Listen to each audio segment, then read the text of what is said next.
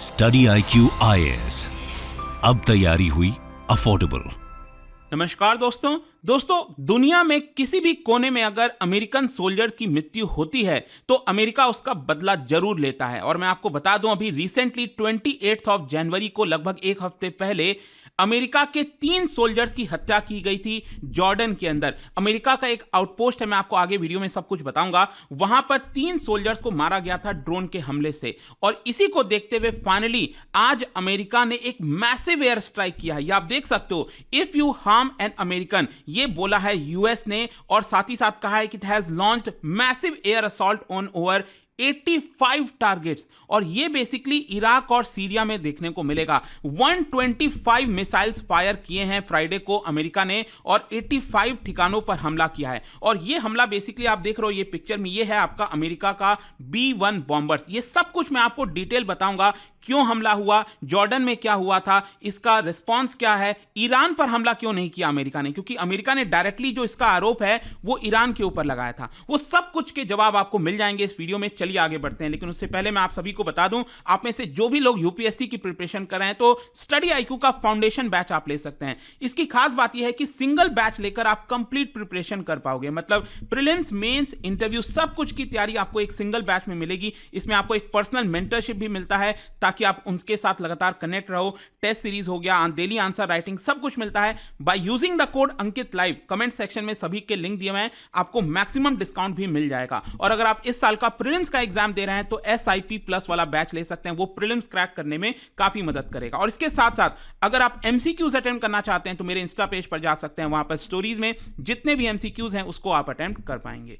चलिए शुरुआत करते हैं और सबसे पहले ये देखते हैं कि एग्जैक्टली क्या हुआ है। देखो, अमेरिका ने बोला है कि फ्राइडे को उन्होंने मैसिव एयर स्ट्राइक किया है इराक और सीरिया के ऊपर। देखो, यहां पर थोड़ा सा मैप समझने की कोशिश करिए। ये सऊदी अरब आप सबको पता है इधर है, इसके जस्ट पास में ही ये जॉर्डन हो गया। और मैंने आपको क्या बोला था कि 28 जनवरी को रात में एक ड्रोन के माध्यम से अमेरिका का जो आउटपोस्ट है जॉर्डन में, वहां पर हमला हुआ जिसमें 3 अमेरिकन सोल्जर्स मारे गए। और इसी का जवाब देते हुए अमेरिका ने कल जो है सीरिया और इराक के ऊपर मैसिव एयर स्ट्राइक किया है। और एक्चुअली अगर आप देखोगे तो अमेरिका ने ये जो ड्रोन स्ट्राइक हुआ था जॉर्डन में, उसका डायरेक्ट आरोप ईरान के ऊपर ही लगाया था। लेकिन अमेरिका ने ये कहा कि हम ईरान के साथ डायरेक्ट कॉन्फ्लिक्ट अभी नहीं चाहते हैं, लेकिन ईरान की जो प्रॉक्सीज हैं जो इराक और सीरिया में काम कर रहे हैं, हम उनको खत्म करने की कोशिश कर रहे हैं। तो अभी के लिए अमेरिका ने ईरान की टेरिटरी में कोई हमला नहीं किया डायरेक्टली यहां पर, लेकिन इनकी जो प्रॉक्सीज हैं इराक और सीरिया में,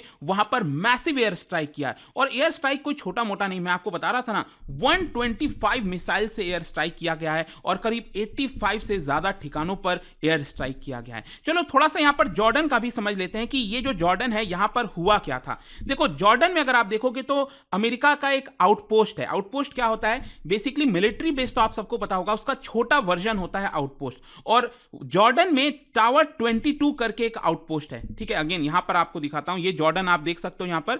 और ये जो सीरिया वाला बॉर्डर आप देख रहे हो ना यहां पर, इस सीरिया बॉर्डर के बहुत नजदीक ऊपर नदन साइड में, यहीं पर आपको मिलेगा जो टावर 22 आउटपोस्ट अमेरिका का। और उसमें लगभग मैं आपको बता दूं 350 करीब US आर्मी और एयरफोर्स के जो स्टाफ हैं वो वहां पर रहते हैं। और वहीं पर बताया जा रहा है कि जनवरी 28 को, संडे की रात को, एक ड्रोन स्ट्राइक करके यहां पर US के 3 सोल्जर्स मारे गए। और इसी चीज को देखते हुए आप देख पाओगे कि जो बाइडेन का स्टेटमेंट आया था और उन्होंने कहा था कि we will carry on their commitment to fight terrorism and have no doubt we will hold all those responsible to account at a time and in a manner of our choosing। मतलब कि जब सही समय रहेगा और अपने समय के हिसाब से हम इसका बदला जरूर लेंगे। ये तो जो बाइडेन ने साफ कर दिया था। लेकिन मैं आपको बता दूं, ये जो ड्रोन स्ट्राइक किया था यहां पर जॉर्डन के अंदर, जिसमें 3 सोल्जर्स मारे गए अमेरिका के, उसकी जो रिस्पॉन्सिबिलिटी है वो लिया इस्लामिक रेसिस्टेंस ऑफ इराक ने। अब ये इस्लामिक रेसिस्टेंस ऑफ इराक क्या है मैं आपको बता दूं, ये बहुत ही न्यूली फॉर्म्ड ऑर्गेनाइजेशन बताया जा रहा है। ये एक मिलिटेंट ऑर्गेनाइजेशन है और बताया जाता है कि ईरान का पूरा सपोर्ट है इसको। और वहां पर भी एक एक्सिस ऑफ रेसिस्टेंस रेजिस्टेंस है, मतलब कि एक मल्टीपल ग्रुप्स का एक पूरा अम्ब्रेला ग्रुप है जिसमें बहुत सारे मिलिटेंट ऑर्गेनाइजेशन आते हैं, उसी का ही पार्ट है ये आपका इस्लामिक रेसिस्टेंस ऑफ इराक। और कहीं ना कहीं अमेरिका को ये चीज पता चला और इसीलिए अमेरिका ने ये रिस्पॉन्स लिया है। वैसे मैं आपको बता दूं, जब अमेरिका के 3 सोल्जर्स मारे गए ना, तो जो बाइडेन के ऊपर बहुत प्रेशर आ गया था। अमेरिका के अंदर जो पॉलिटिशियंस हैं, रिपब्लिकन पॉलिटिशियन, उन्होंने तो कह दिया था कि he left our troops at as sitting ducks, बस उनको ऐसे ही छोड़ दिया है मरने के लिए। The only answer to these attacks must be devastating military retaliation. तो अमेरिका के अंदर भी लोगों में बहुत आक्रोश था कि अमेरिका को इसका बदला लेना चाहिए, हमारे 3 जवान जो है मारे गए हैं। इनफैक्ट डोनाल्ड ट्रंप का भी स्टेटमेंट आया था और उन्होंने कहा था कि it was a consequence of जो बाइडेन्स वीकनेस एंड सरेंडर। ठीक है, तो ये चीज काफी ज्यादा क्रिटिसिज्म हो रही थी जो बाइडेन के ऊपर।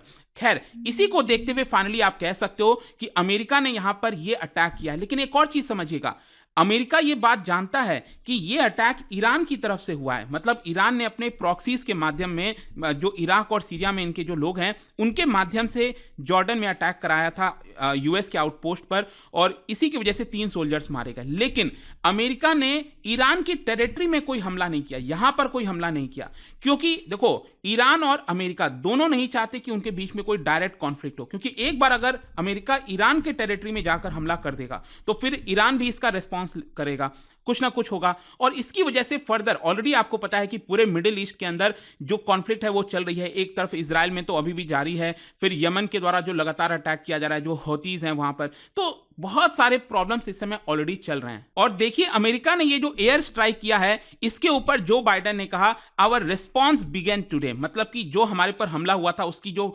जवाबी कार्रवाई है वो आज से इसकी शुरुआत होती है और आगे भी कंटिन्यू रहेगी। मतलब कि हो सकता है कि अमेरिका यहां पर फर्दर एयर स्ट्राइक करे। फर्दर यहां पर उन्होंने ये कहा है कि United states does not seek conflict in the middle east. हम नहीं चाहते कि मिडिल ईस्ट में कोई कॉन्फ्लिक्ट हो, लेकिन कहीं पर भी अगर हमारे किसी सोल्जर्स के ऊपर हार्म होगा तो अमेरिका इसका बदला लेगा, वो उन्होंने साफ साफ कहा। और आप देख सकते हो, जो मैं आपको बता रहा था कि अमेरिका का जो बॉम्बर है B-1 बॉम्बर, उसके माध्यम से ये एयर स्ट्राइक वगैरह किया गया है। और अमेरिका की जो यूएस सेंट्रल कमांड है उन्होंने भी इसके बारे में ट्वीट किया। अमेरिका के जो यूएस नेशनल सिक्योरिटी काउंसिल के जो स्पोक्स पर्सन है जॉन किर्बी, उनकी तरफ से भी यही चीज बोला गया। लेकिन ये जो मिशन किया गया है अमेरिका के द्वारा, उसको भी थोड़ा समझना जरूरी है, ये कैसे अनफोल्ड हुआ। मैंने आपको बता तो दिया, ये जो B-1 बॉम्बर्स है इसके बारे में आपको आगे डिटेल से बताऊंगा, क्योंकि इसके बारे में जानना बहुत जरूरी है। कई लोगों को शायद पता नहीं, लेकिन इसके डेवलपमेंट में भी बहुत सारी परेशानियां आई थी और फाइनली ये बनकर तैयार हुआ था। खैर, मैं वो आपको आगे बताऊंगा, लेकिन सबसे पहले मैं आपको बता दूं कि ये जो B-1 बॉम्बर आप देख रहे हो, वो अमेरिका का जो टेक्सास है, जो वहां पर स्टेट है टेक्सास, वहां पर एक एयरफोर्स बेस है, डाइस एयरफोर्स बेस, वहां से ये सबसे पहले उड़ान भरा। ये आप देख सकते हो, अमेरिका का ये टेक्सास में ये एयर बेस है, वहां से ये जो B-1 बॉम्बर है इसको उड़ान भराया गया और पूरा अटलांटिक ओशन क्रॉस करके, ये पूरा अटलांटिक ओशन आप देख रहे हो, इसको क्रॉस करके नॉन स्टॉप मेडिटेरेनियन सी क्रॉस करके और फाइनली जो अरेबियन पेनिनसुला है उसको क्रॉस करते हुए सीरिया और इराक के ऊपर एयर स्ट्राइक यहां पर कराया गया था। मतलब नॉन स्टॉप इसने उड़ान भरा था और 125 मिसाइल्स इसने फायर किए 85 टारगेट्स के ऊपर। और साथ ही साथ यहां पर टारगेट किस चीज के ऊपर हुआ है, मतलब कि जो इराक और सीरिया पर इस एयर स्ट्राइक किया गया है उसमें बताया जा रहा है कि वहां पर जो कमांड एंड कंट्रोल सेंटर है, इंटेलिजेंस सेंटर्स है, रॉकेट हो गया, मिसाइल्स हो गया, ड्रोन्स हो गया, लॉजिस्टिक फैसिलिटीज हो गई, वो सब कुछ ईरान से रिलेटेड है बताया जा रहा है। वहां पर इन्होंने इस एयर स्ट्राइक किया है और अमेरिका ने यह कहा है कि The strikes were a proportional and necessary response to the drone attack and a clear message to Iran and its proxies। मतलब अमेरिका ने साफ कह दिया कि ये एयर स्ट्राइक हमने एक तरह से डायरेक्ट संकेत दिया है ईरान को कि अगर आप किसी भी प्रकार का हमला करते हो हमारे ऊपर तो हम इसका जवाब देंगे। खैर, अब मैं आता हूं B-1 बॉम्बर्स को लेकर। B-1 बॉम्बर्स देखिए, इसके अंदर 4 क्रू होते हैं और एक होता है पायलट, एक को पायलट, दूसरा ऑफेंसिव सिस्टम ऑफिसर और चौथा जो है डिफेंसिव सिस्टम्स ऑफिसर। तो टोटल 4 क्रू मेंबर्स होते हैं। B-1 बॉम्बर्स अगर आप देखोगे तो ये फ्लाई कर सकता है at a speed of Mach 1.2, मतलब साउंड का 1.2 टाइम्स जो है ये आपका उतने स्पीड से ट्रैवल करता है एट लो एल्टीट्यूड।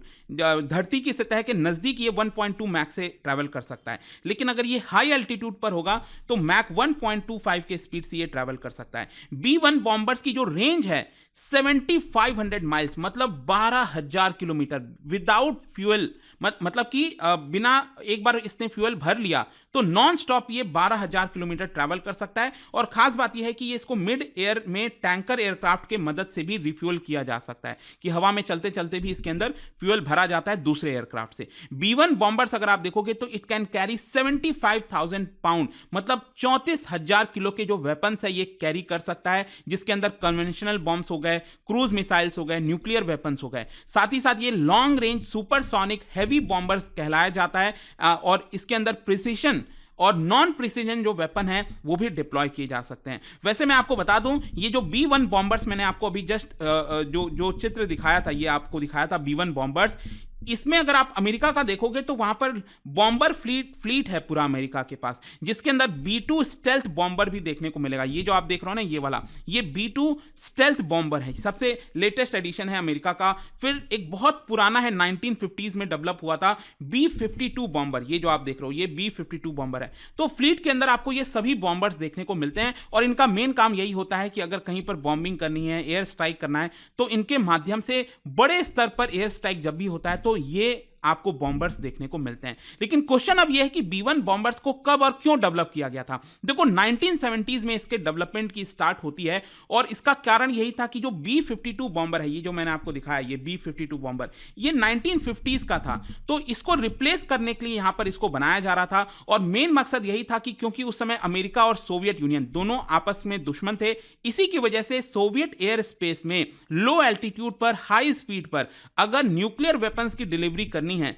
तो यहां पर इसके माध्यम से किया जा सके, क्योंकि उस समय न्यूक्लियर को लेकर काफी ज्यादा होड़ मच रखी थी। और इसीलिए यहां पर कल के डेट में अगर न्यूक्लियर वॉर होता तो अमेरिका ने सोचा कि हमारे पास एक प्रॉपर बॉम्बर होना चाहिए जिससे हम न्यूक्लियर वेपन्स दाग सकते हैं सोवियत यूनियन के ऊपर। लेकिन क्या होता है कि यहां पर जिमी कार्टर जो प्रेसिडेंट थे 1977 में, उन्होंने कई सारे प्रॉब्लम्स को देखते हुए, टेक्निकल और पॉलिटिकल चैलेंजेस थे बहुत सारे उस समय, इसको देखते हुए ये जो पूरा प्लान है उसको कैंसिल कर दिया था। लेकिन वापस से जब रोनाल्ड रेगन आए 1981 में, उन्होंने as part of his defence buildup against Soviet Union के खिलाफ ही यहां पर बड़ा डिफेंस एक मजबूत करने के लिए B1 प्रोग्राम को वापस से स्टार्ट किया था। और फाइनली मैं आपको बता दूं, जो नया वाला B1 बॉम्बर प्रोग्राम स्टार्ट हुआ उसको नए तरीके से डिजाइन किया गया, इसमें मॉडिफाइड और नए टेक्नोलॉजीज जो है आपके डाले गए थे और इसकी वजह से फाइनली 1985 में जाकर यूएस एयरफोर्स को यह B1 बॉम्बर दे दिया जाता है और इसका फाइनल ऑपरेशन 1986 में स्टार्ट होता है।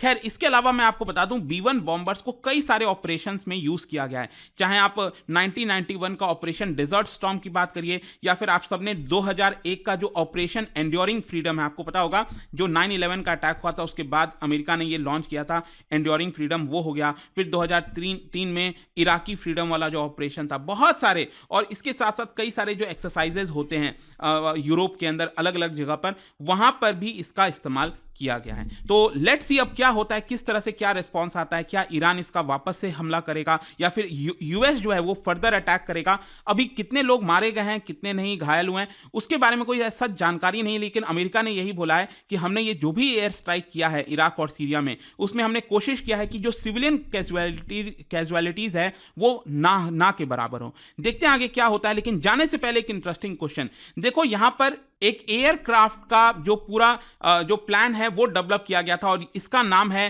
Panavia Tornado. ये multi role twin engine aircraft है। ये कौन से देशों के द्वारा मिलकर, इसमें 3 देश शामिल थे, तो कौन से देशों का कंसोर्टियम मिलकर इसको डेवलप किया था? इसका राइट आंसर आप सबको पता है, मेरे इंस्टाग्राम पर तो मिलेगा ही, वहां पर अगर आप नहीं हो कोई बात नहीं, टेलीग्राम से ले सकते हैं इसका सही उत्तर। मैं कई सारे जो MCQs हैं वो यहाँ पर स्टोरीज में डालता रहता हूं। अगर आपको PDF चाहिए तो टेलीग्राम पर आइए, अलग अलग सोशल मीडिया पर आप जुड़ पाओगे। और जैसा मैंने आपको बताया, अगर आप UPSC की तैयारी कर रहे हैं, कोई भी बैच चाहते हैं, you can just use this code Ankit live ताकि आपको मैक्सिमम डिस्काउंट मिले। आई होप कि वीडियो आपको पसंद आया होगा। मिलता हूं आपसे next time. Till then, thank you very much, see you soon. Study IQ IAS, अब तैयारी हुई अफोर्डेबल।